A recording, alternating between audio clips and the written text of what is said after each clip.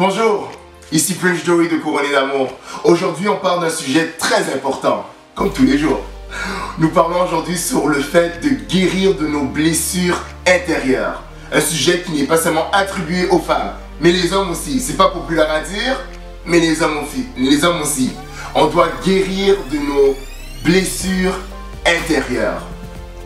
Si tu ne guéris pas de tes blessures intérieures, tu vas les répercuter un certain caractère, une certaine manière de faire dans ton couple. Et ça ne sera pas bon. Je vous donne un exemple très simple. Quand je grandissais à l'école, souvent mes enseignants, vu certaines difficultés que je pouvais avoir, me disaient « Tu vas pas aller trop loin dans la vie. » Pas tous mes enseignants, mais certains. « Tu vas pas aller trop loin dans la vie.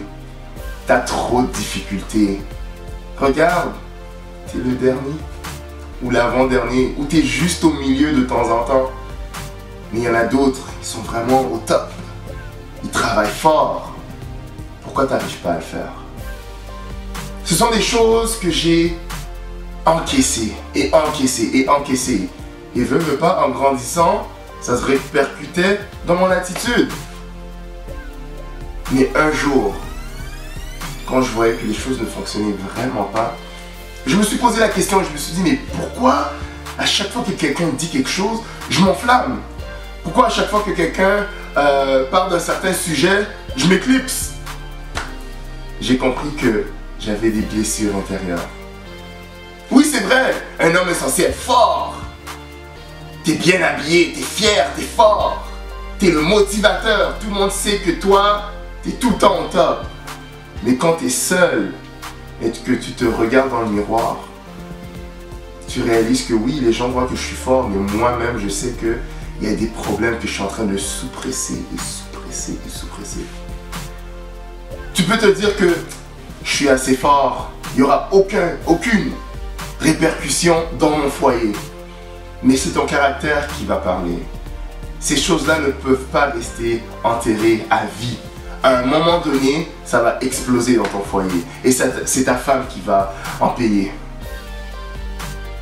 Les conséquences seront répercutées sur elle. Et je sais que c'est pas ça que tu veux. Tu dois prendre le temps de guérir. Tu dois prendre le temps de guérir. Sois sincère avec toi-même. On s'en fout de l'apparence. Non, honnêtement là, ça doit être le dernier de tes soucis. Prends le temps de guérir. Identifie ces choses-là qui t'enflamment. Des fois, ta femme, elle dit certains trucs et directement, hey, de quoi tu parles? Wow! Est-ce vraiment sa question le problème? Est-ce vraiment elle le problème plutôt? Ou réellement, c'est ces phrases-là qui viennent te rechercher parce que 5 ans, 10 ans en arrière, on te le disait constamment d'une manière négative. Prends le temps de guérir. C'est extrêmement important. Si tu veux être le meilleur leader pour ta famille, prends le temps de guérir. S'il faut même en parler avec ta femme en lui disant, écoute, des fois j'ai certaines réactions, chérie, c'est pas que je ne t'aime pas, mais c'est réellement, il y a des choses dans mon passé, je réalise maintenant qui m'ont fait mal. Elle sera prête à t'aider, elle sera prête à prier avec toi, identifier ces choses-là et prier avec toi. Prends le temps de guérir. Pour que tu puisses être le leader que tu es appelé à être, tu dois prendre le temps de guérir. C'est extrêmement important. Extrêmement important. Parce que ton caractère te montrera si réellement tu es guéri de tes blessures ou si réellement ça a encore des plaies profondes dans ton cœur. Prends le temps de guérir. Je l'ai fait.